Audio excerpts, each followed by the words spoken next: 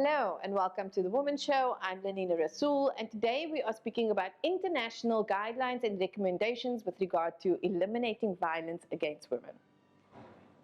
The acronym CEDAW stands for the Convention for the Elimination of All Forms of Discrimination Against Women. It is a mouthful. And today on the Womxn Show, we'll be speaking to the Women's Legal Center to unpack what CEDAW is, what responsibilities it places on our government in relation to eliminating violence against women, and also what this convention means for us.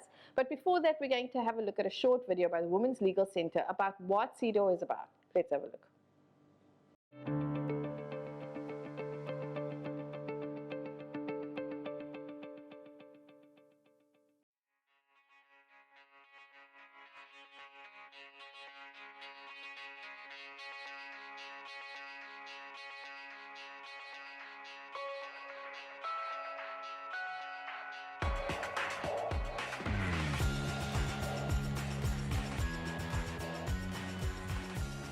Due to the lived realities of women facing violence in South Africa, we reported that the high level of domestic violence here constitutes grave violations by government.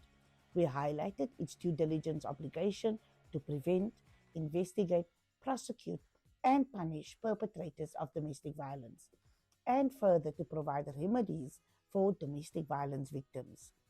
We also reported on health and equal rights violations, considering the impact of domestic violence on women's physical and mental well-being, and persisting harmful practices like forced marriage, ukutwala, virginity testing, as well as underage marriage, which contribute to the prevalence of domestic violence. After the National Task Team's request in February 2013, the CEDAW Committee found the information reliable as well as indicative of grave and systemic violations of the rights outlined in the Convention. The South African government was asked to provide observations on the alleged violations by October 2013, and with none received, the committee initiated a confidential inquiry in November 2014 through a visit to South Africa. This process was led by Masamanyani together with the Women's Legal Center and numerous other GBV organizations. In April 2018, the State Party agreed to the visit, and in July 2019, the date for the visit was confirmed. The committee embarked on a 3-day country visit to South Africa, engaging in a panel discussion with experts, academics, and lawyers working on GBV, as well as visiting several shelters in the Western Cape. They interviewed survivors and visitors, visited 2 particular shelters, which is the Sarki Barpan Center for Women in Manenberg and a safe house, La Brigadier in Stellenbosch. The committee's May 21 report on the findings noted various violations of rights under the Convention, including the right to live free from domestic violence, the right to access to justice, and victim support. South Africa submitted their observations and reported the responses on the 11th of November 2021 and a follow-up report on the 8th of June 2022.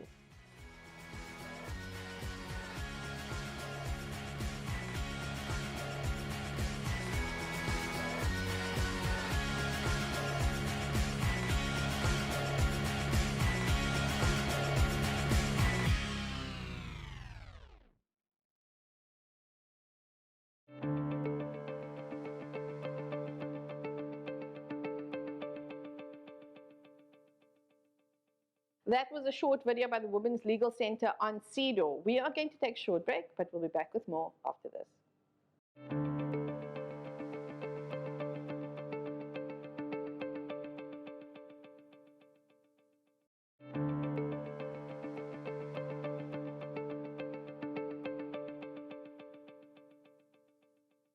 Welcome back. You're still watching The Womxn Show, and as we heard before the break, today we are speaking about international guidelines and recommendations, legal guidelines and recommendations that deal with violence against women, actually all forms of discrimination against women, but specifically about the Convention for the Elimination of Discrimination, all forms of discrimination against women. I know it is a mouthful, so with me here in studio to help us understand what this is and what's been happening around it, and just so you know, the acronym for that is CEDAW. So when we speak about CEDAW, we are speaking about this convention. But with me in studio is Andrea-Joy Jantjies, who is a junior associate at the Women's Legal Center. And we have back with us in studio Advocate Bronwyn Pithey, also with the Women's Legal Center. Welcome, and thank you for joining us. Thanks very much. Thanks so much for having us. So, Bronwyn and AJ, you guys know that I feel like I am starting from scratch on this topic, right? I don't know if any of you out there have heard of CEDAW before, but I had heard the acronym floating around in the gender-based violence space, never really knew what it was. And so we want to start with really just some context on what is this thing called a convention? What is the Convention on the Elimination of All Forms of Discrimination Against Women, this big thing, and what does it, what does it mean? So a convention is essentially a legally binding agreement that binds states on an international level. And so when states actually ratify, what they are saying is that they are accepting obligations in terms of a convention like the CEDAW Convention. So the CEDAW Convention is the core convention on the elimination of all forms of discrimination against women, and particularly violence against women. So it's really the core. And so when we speak about South Africa ratifying the convention, what we are saying is that South Africa has, in terms of Section 39 of the Constitution, really an obligation to use international law when interpreting legislation and case law. And so what we are saying is that South Africa has the responsibility and the obligation to respect, protect, and fulfill human rights related to violence against women, particularly around non-discrimination, and then also to say that South Africa has not only ratified, which I said is really accepting obligations in terms of the convention, ratified not only the convention, but the optional protocol. And the optional protocol is really a mechanism set in place to hold states and governments accountable. Furthermore, we have things like the recommendations, general recommendations, and specifically Recommendation 35. And what Recommendation 35 is really like principles guiding states on how to implement the CEDAW Convention specifically, and then also looking at that although CEDAW does not make reference specifically to violence against women and gender-based violence, but that gender-based violence is actually discrimination and constitutes and should constitute discrimination against women. Thank you, AJ. So if I can, so this is like a contract, right? Yeah. So we've got these governments around the world, these countries around the world, they have signed a contract and say, hey, we're committed to eliminating discrimination. And before we move on to GBV, I just want to ask, so when we think about discrimination, and I had gotten this confused, I thought it was elimination of violence, but it's actually elimination of all forms of discrimination. Can you give us some examples? Because sometimes we don't even recognize discrimination when we see it. Maybe just like a short list of what kinds of discrimination are we looking at eliminating? Like when women face, for example, in the violence sphere, when women actually face domestic violence, when women go to a police station and she doesn't get, that's also a violation of her rights. And that is also, it's all part of discrimination. So that's just like a catch-all phrase for violence against women seen as discrimination and gender discrimination. Yeah. Thank you. And then maybe just to add to that, in terms of CEDAW, CEDAW doesn't only address violence, like you've said, it addresses all forms of discrimination. So what AJ is referring to as well is that CEDAW looks at how women are discriminated in terms of their culture, their religion, their maternity status, their class, their workplace. So CEDAW addresses all forms of discrimination, and I think that's important, that it isn't only for violence, but what's important is that violence is recognized as a form of discrimination in the sense that it is a barrier to equality, which is something that obviously our courts and our constitution has also mirrored. And that's why these international obligations are very important. You know, they're governed by the United Nations. I know there's a little bit of cynicism every now and again about international law, like how do we hold people or how do we hold states accountable? And we've seen that play out in other spheres recently in the international sphere. But the important thing is that it's an international contract. It's a contract that we enter into with other countries, and we enter into as a government, as a state, to say that these are the commitments that we are obliged to take to protect our citizens. Yeah. And then that enables us, the citizens, to hold our governments accountable to adhere to the principles and all of the aspects of the conventions. Thank you. I love that you mentioned the Constitution, because, you know, in some of the preparation for some of this work, I have consistently now been going back to the Constitution, and for gender-based violence specifically, you know, that everybody has a right to live free from violence. Yeah. And the fact that that becomes a legal matter takes us into our next question, which is really that historically violence against women and violence against children, even violence in the family, has often been seen as a private issue. And so where we are now, even there's so many books written about it, about how people have grown up in a house, in a home where there's been violence, and we are not allowed to speak out of the house. We are warned, and women generally also are not inclined to speak about what's happening behind the closed doors, right? So we have this culture. And what a lot of this legislation means, even from the Constitution, for the Domestic Violence Act to CEDAW there now, is saying that actually it's not just your responsibility. It's not just your responsibility to make sure you don't get hit or you don't get beat up or all of those things. The state has some kind of responsibility also to you to protect you from violence. I don't know if I'm saying that correctly, Bronwyn, but maybe you can expand. No, very much. You're absolutely correct. You know, not only does the Constitution make provision for it, but our courts, the Constitutional Court, has found very, very clearly that the state has kind of two obligations. And the two obligations are, first of all, not to perpetrate violence themselves. So that's one obligation. So in other words, so their state actors, so the police, the prosecution, etc., are responsible in any way, they simply cannot perpetrate violence themselves. And then the other duty is that they have to make sure that violence is not perpetrated on citizens. So they have to prevent violence.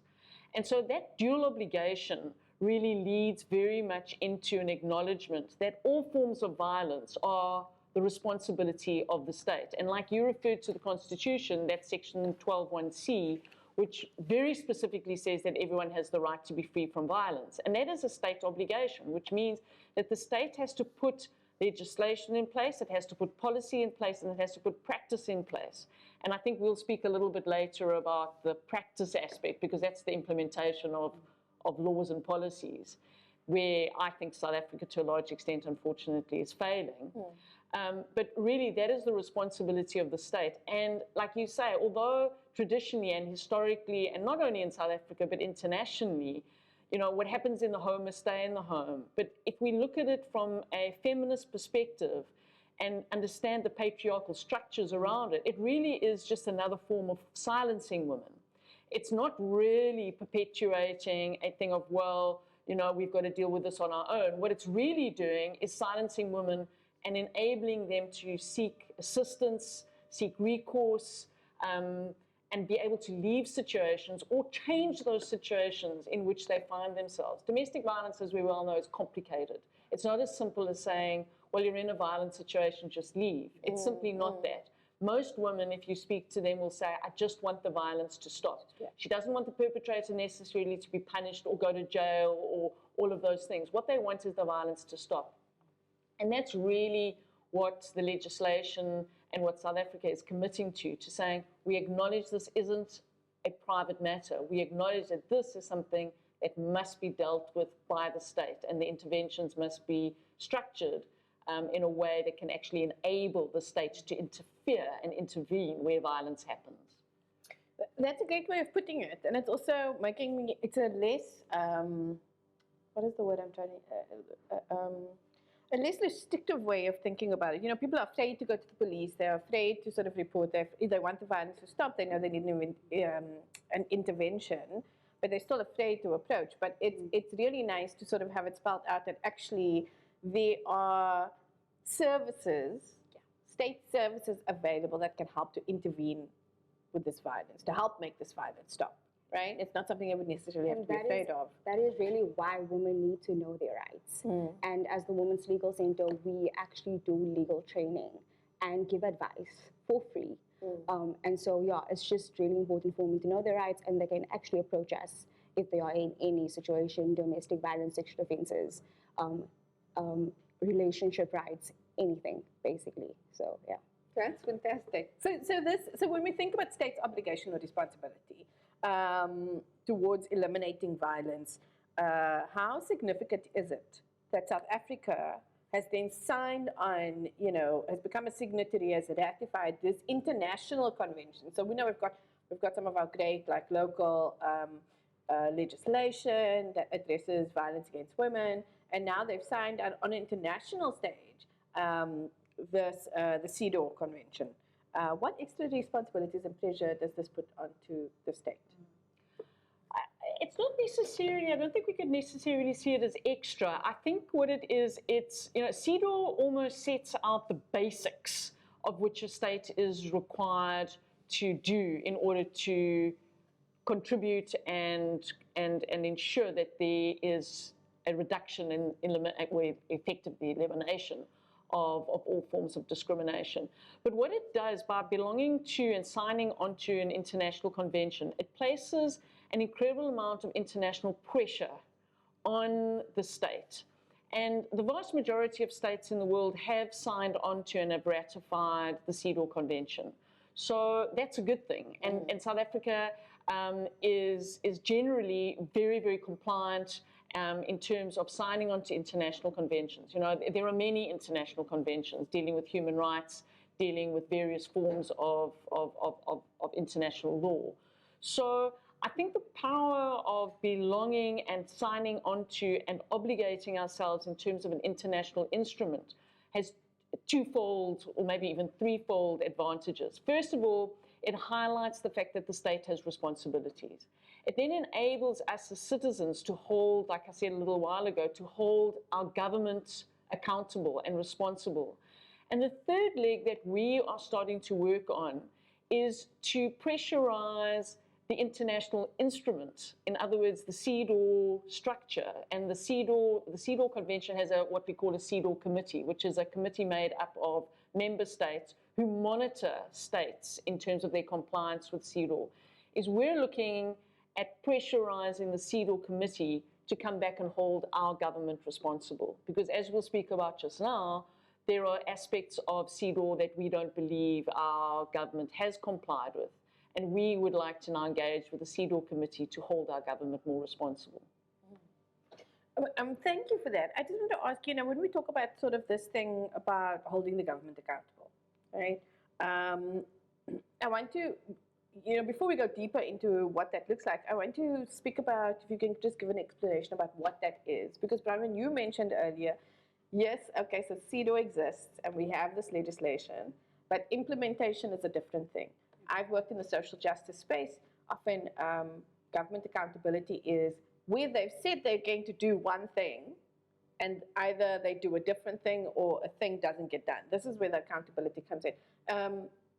Can we just I think, contextualize what that statement means in terms of hold government accountable before we go any further? Yeah.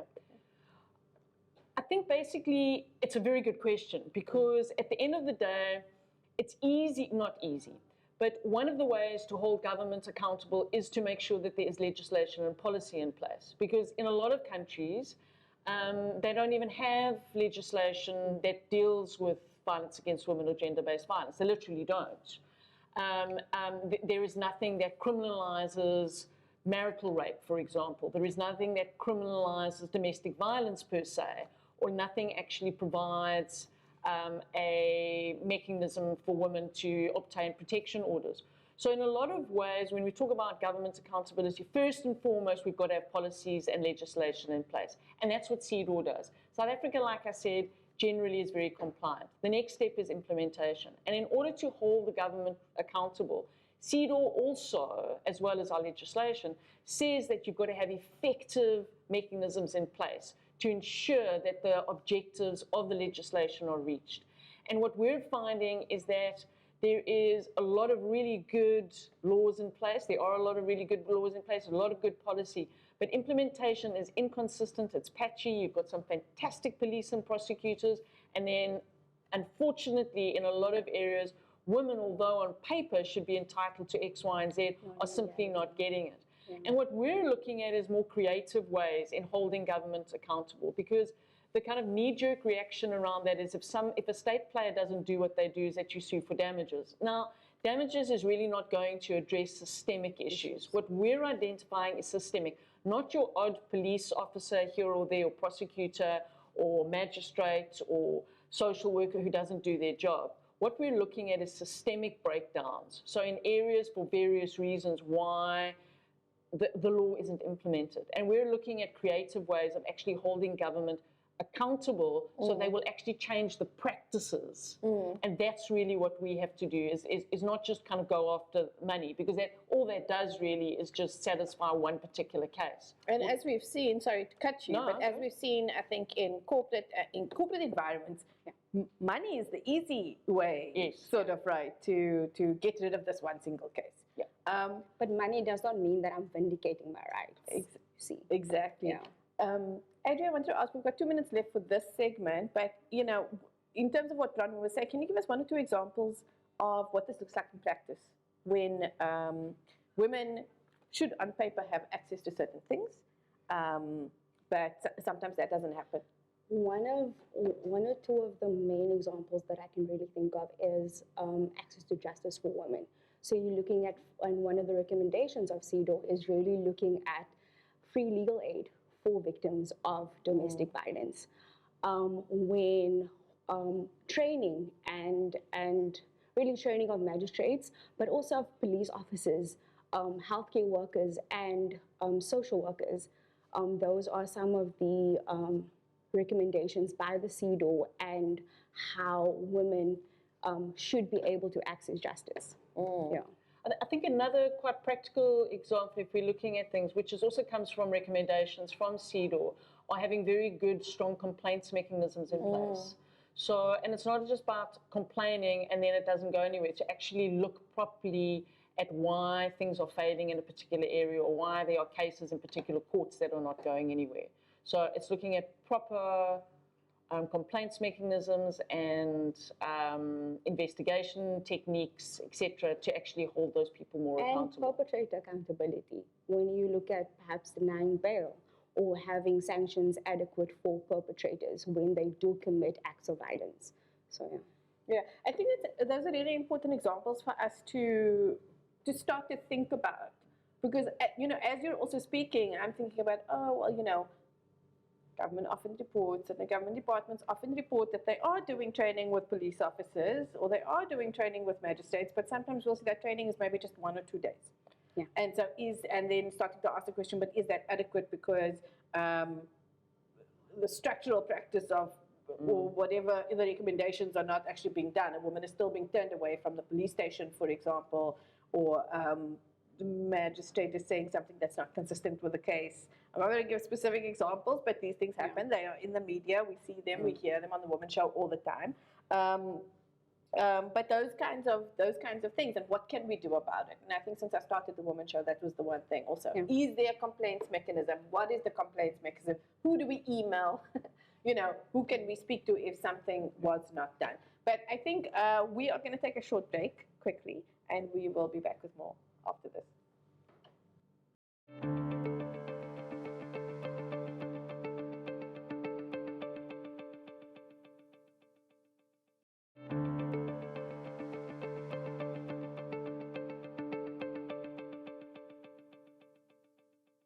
Welcome back. You're still watching The Womxn Show, and we are in studio with the Women's Legal Center, and we are speaking about the Convention on the Elimination of All Forms of Discrimination Against Women, acronym is CEDAW, and it is a set of guidelines, principles, and recommendations for states, governments across the world from various countries to eliminate discrimination, various forms of discrimination. And we are focusing on violence against women. And still with me in studio is Andrea-Joy Jantjies, who we are calling AJ in case anyone's getting confused out there, and advocate Bronwyn Pithey. And so before the break, we were speaking really heavily about what CEDAW is and also about its role in government accountability in terms of, I think, the actions that they take towards eliminating discrimination against women. And I had said, you know, before we were having this show, I didn't know very much about CEDAW.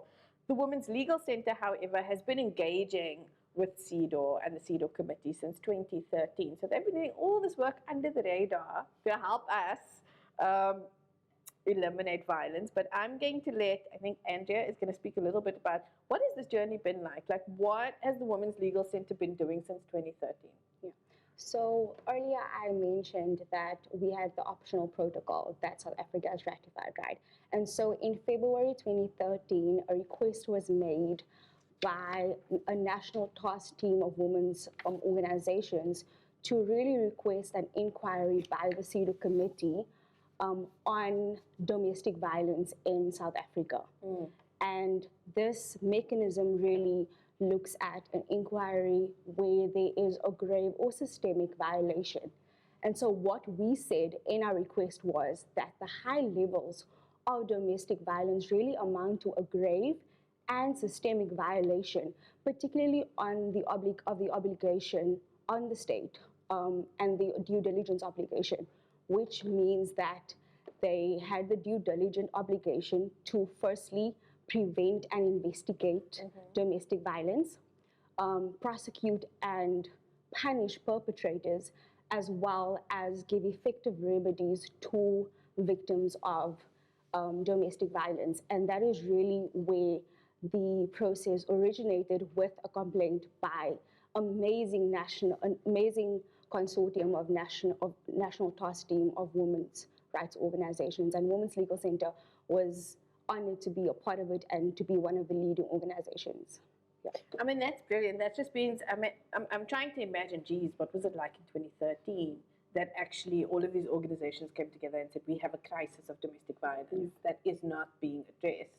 And what I saw when I went through sort of the timeline is that it's not just this convention or this piece of paper with these guidelines on, but there's a CEDAW committee that you guys could actually go to and say, hey, government is not, I mean, I'm simplifying here, obviously, guys, but like government is not addressing this crisis of domestic violence that is just continuing. You know, can you guys come and take a look and just like let us know? So that was 2013. This request was put to CEDAW. Can you please come and have a look, or can you look into this issue because we have a crisis? And a set of actions then resulted from that. Obviously, one of those things was government had to respond. But can you tell us, like, what happened after we set the request? Yeah. So unfortunately, like most international processes, things take time, and it took quite a bit of time after we'd submitted a very well-researched and obviously evidence-based report and complaint and request to the CEDAW committee to please come and do their own investigation. And that is the process that the optional protocol provides for. And South Africa, as AJ has mentioned, signed on to the optional protocol to CEDAW, which allows the CEDAW committee to come and investigate themselves, to actually perform their own investigation, not rely on what civil society is saying and not rely on what government is saying. So to cut a very long story short, with lots of backwards and forwards and requests and asking the CEDAW committee to please look at our complaint and to respond to it, they had to engage with the South African government because in terms of international law, the government actually has to give permission for the CEDAW committee to come and do an investigation. So technically, it can be refused by any state, but then South Africa African look bad. Yes, but then you look really bad. Yeah, because you agreed to something, Yes, 'cause right? you And then agreed you're to saying, something. actually, no. Yeah. Yeah. But it happens. I mean, there are plenty of countries who do actually block it when there are serious human rights violations, not necessarily in the violence against women sphere, but in other spheres. And I mean, it definitely does happen. So the long and the short of it is that the CEDAW committee eventually indicated that the South African government agreed that they could come. And in 2019, the CEDAW committee came to South Africa to conduct their own inquiry. And what they did is that they not only met with the civil society organizations who had submitted the complaint, but they met, in fairness, with a very, very wide range of role players, including all the government role players. So it wasn't like they only got a one-sided story. They met with the Department of Justice, the National Prosecuting Authority, South African Police Services, Department of Justice, etc., and really did a very, very thorough investigation. They then also did speak to civil society, especially the organizations who would have been involved in the first report that had been submitted, or complaint that had been submitted, visited shelters, spoke directly to a lot of survivors, victims. So they really got a pretty good idea of what was happening. And then that resulted eventually, so that was in 2019, then of course COVID happened, so things got a little bit more delayed. Yeah. And eventually they did actually provide a report, a full report and findings and recommendations on not only our complaints, but then their full-on investigation that they had done in 2019. And a report came out, and we can discuss the contents of the report shortly. But really what we were aiming for was to get an objective as these things can be, an objective assessment of the state of how government is responding to domestic violence in South Africa.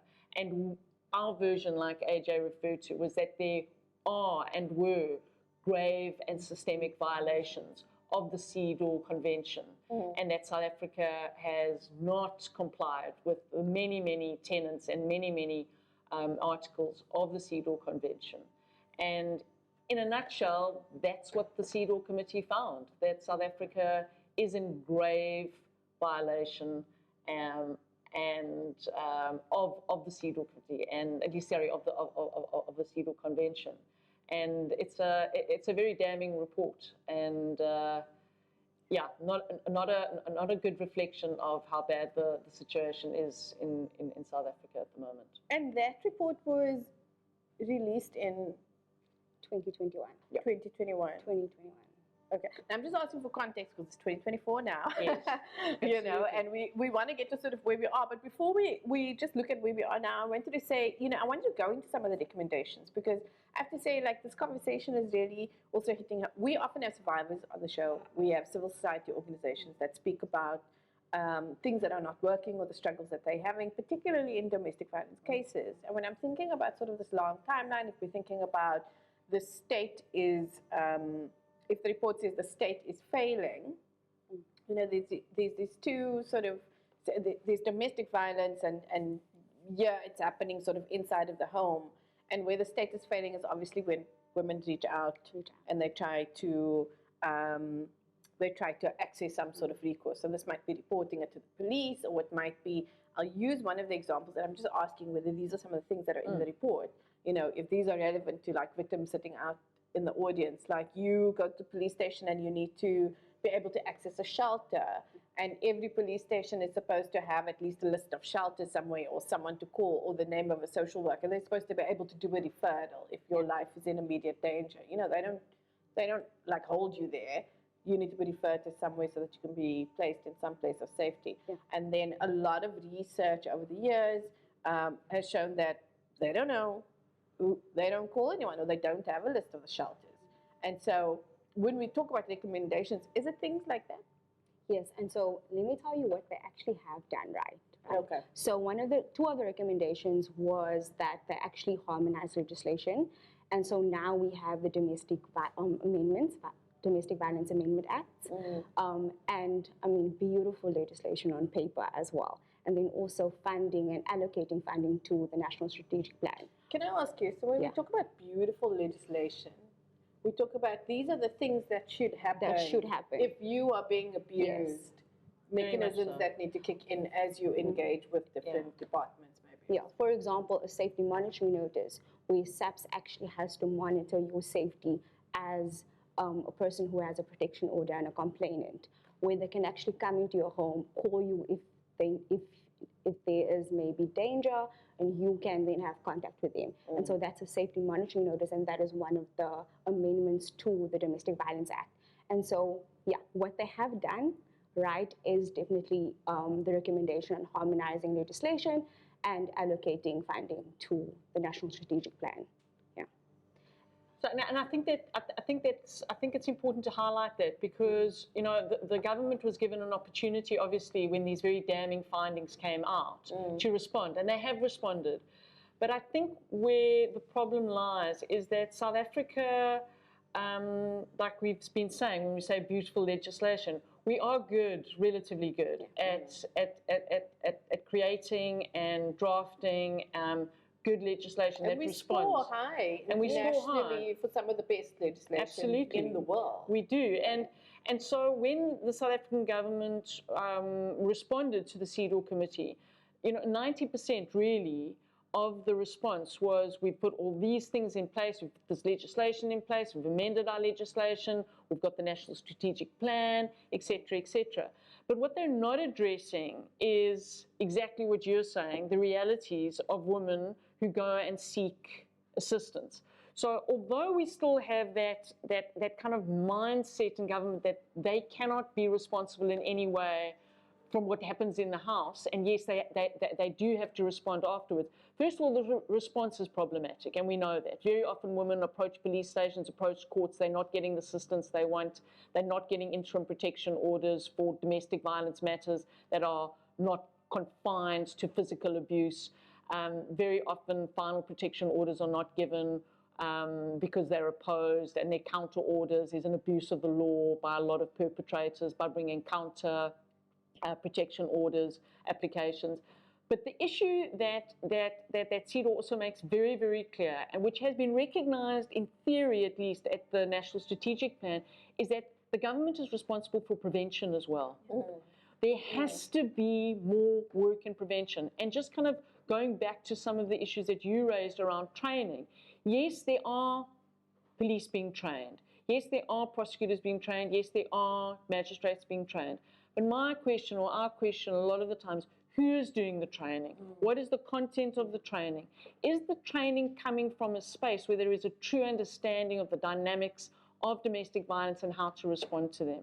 Very often issues of cultural practices, of societal practices, of patriarchy, all of those kind of things are simply not addressed because there isn't a deep understanding of that's where all of the stuff really comes from. So it's a bit of a tick box, I think, a lot of the training, and we're seeing how that plays out. Or doesn't play out. Or doesn't play out. And that's really problematic. So although we say, look, there are actually, to be honest, there are still problems with the domestic violence legislation. It's not a perfect piece of legislation, but it's pretty good. It's a lot better than a lot of other countries. But our biggest issue, again and again and again, is implementation. I mean, I would say, just this week, both AJ and I have been dealing with 2 or 3 cases where we actually cannot believe that the courts have either given protection orders where they shouldn't have, or shouldn't have given protection orders where they should have. And we're having to deal with that on a daily basis, as most organizations are. I mean, there are amazing organizations that are on the ground in the courts with women all day, every day. And to be honest, if I think it wasn't for those organizations and civil society, we'd be in a lot worse situation. Thank you for laying it out. I mean, all of that is really important to know, and I'm what's also bringing it home is that it's good to know that there's legislation. It's good to know that there's things. AJ, before we start the show, you were also talking about actually during the show in the first segment, you said this is why it's so important for women to know their rights. Yeah. Because one of the breakdowns of this process often is that if things aren't working too well on that side, and women aren't given all the information on that side, and one of the things I'm pulling out is Valentine's Day. This month, and protection orders are actually in the news, and so some of the things that people are talking about is firearms are not removed. Yeah. when there is a protection order. But some women have spoken out and said they weren't told that when they get a protection order, firearms should be removed as well. So how important is for women to familiarize themselves also with this type of information and what their rights are? It is extremely important, because we have clients that come to us and say, but I didn't know that I can have a protection order and, for example, a sexual offences matter running concurrently. I did not know my rights. And so they don't always know which questions to ask. And so that is why I always advocate for people to come. If you are faced with a situation where you are in or you need a protection order, come to the Women's Legal Center. Come and seek legal advice, know your rights, understand that there is a civil process, which is a protection order, but there are also criminal processes. For example, when there's an assault, when there's physical violence, and you actually have options. So it is extremely important. But I think AJ is absolutely spot on in the sense that very often, and understandably so, people don't know what questions to ask. Yeah. So it's actually up to the service provider to provide the information about what should be covered. You know, it's all very well to say women need to know their rights, but if a situation isn't affecting you, you don't necessarily go out and learn about something that doesn't affect you until it affects you. And then suddenly you're in a situation of, but I don't know what to do. And that's why, thank goodness, there are organizations out there, really good civil society organizations, whether it's Women's Legal Center or Mosaic or organizations in other parts of the country. You know, those organizations generally are very, very well equipped at providing information. But ironically, when you go to a police station, the officer there actually has a form which he or she should be providing all of that information, should be asking questions like, you know, are you living in the same residence? Is there a requirement to actually remove someone from the residence? Is there a firearm? Are there any other weapons? You know, the domestic violence legislation has now been extended to a dangerous weapon as opposed to a firearm. So any dangerous weapon can be removed. Things like interim maintenance, things like, you know, it's all little things that people just don't know about and understandably don't think about in that moment of crisis or when it's been a chronic situation. And I think that's really what we're pushing, is that state actors need to provide that information. So women can say, yes, I do want that, or no, I don't want that, no, I don't need that. I mean, they don't even know, for example, that the police actually have an obligation to come and remove their stuff from the household and assist them to move if they relocate to a shelter, for example. Yeah. You know, it's things like that women will immediately say, I can't afford to move to a shelter because I don't have any resources to move my stuff. Whereas actually the police can be ordered to do that. Little things like that really would make the world of difference to women's lives. And I mean, that's so important. I mean, that was the birth of the Womxn Show, really, is that we don't learn we don't learn about domestic violence legislation in school, or really anywhere. So when you come up against it, you are like a deer caught in the headlights, in that you don't know what to ask, you don't know what your rights are, and that leaves you vulnerable in that the other person the person at the other end of the desk can tell you anything, can say. And I'll say, because this has been said in the show before, we are not responsible for delivering, even we've heard this protection order. You need to take this protection order to the perpetrator themselves. And so for them to be able to say those things, and for women just to be able to take it at face value, is because women do not know. And so I think that is all the time that we have right now. But I want to thank you so very much. I don't know if there is like just a parting note from either or any of you to women out there. Well, look, we've got a long way to go, but to really say that we're in this together, and there are lots of allies, and there are organizations that are out there to help. And I would really encourage women who are in situations to reach out to organizations. Not necessarily, you know, no one's going to force you to take a legal route. Sometimes other routes are far preferable, maybe before you get to a legal route, or if you ever get to a legal route. But seek counseling, seek assistance. Don't do this on your own. There are people that can help. And to say that you are really your own best activist and advocate. So advocate for yourself. Come and seek assistance. We are there, Mosaic is there, and so advocate. It's difficult, especially because it's very intimate violence, but advocate. I love that so much. Thank you so much. We are going to be having Bronwyn and AJ back to speak about it's 2024. What do we do now with the recommendations? But for now, I want to thank you so much for being here today. Thanks very so much. We are going to take a short break, but we'll be back with more after this.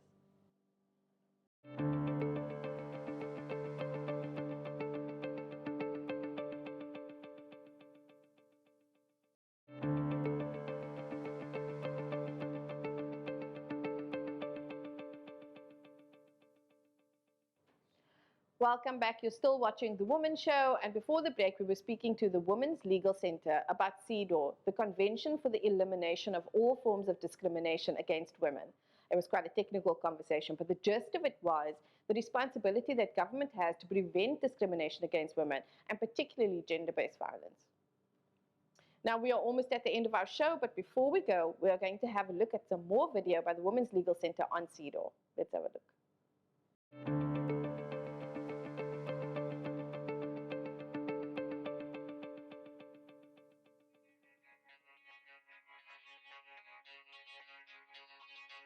Welcome to episode 2 of the Women's Legal Center, 16 Days of Activism for No Violence Against Women, where we shine a spotlight on the accountability of our government in fulfilling its international obligations to address domestic violence. During this episode, we unpack the findings of the CEDAW Committee's 3-day visit to South Africa. To recap, the CEDAW Committee reminded the South African government to respond to the complaint initiated by civil society on the high rates of domestic violence in the country.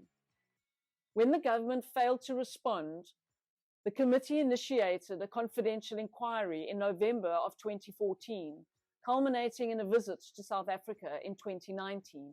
During their visit, the committee engaged in panel discussions with experts, academics, and lawyers working on gender-based violence. They further interviewed survivors of domestic violence and visited several shelters in the Western Cape, including the Saki Bartman Centre for Women and Children and a safe house in Stellenbosch. The CEDAW Committee's findings were alarming, noting violations of the right to live free from domestic violence, the right to access justice, and access to victim support. The committee also found the state responsible for grave violations for failing to protect women and children and not providing adequate access to justice, protection, and support, which leads to severe suffering. The committee also pointed out systemic violations, including the government's failure to address patriarchal attitudes, to specifically criminalize domestic violence, establish institutional arrangements for victim protection, and to remove economic and social barriers faced by victims. Join us in the next episode as we shed light on the current levels of domestic violence in South Africa and the government's obligations under the CEDAW Convention in relation to domestic violence. You're following the Women's Legal Centre's 16 Days of Activism campaign on no violence against women. Stay tuned for more insightful discussions.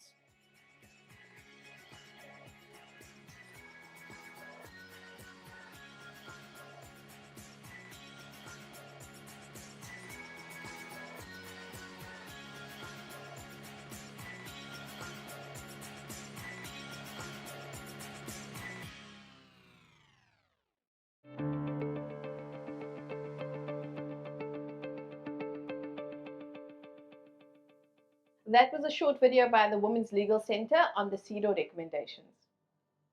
And that is all we have today. Thank you for joining us. I'm Lenina Rasool. Goodbye.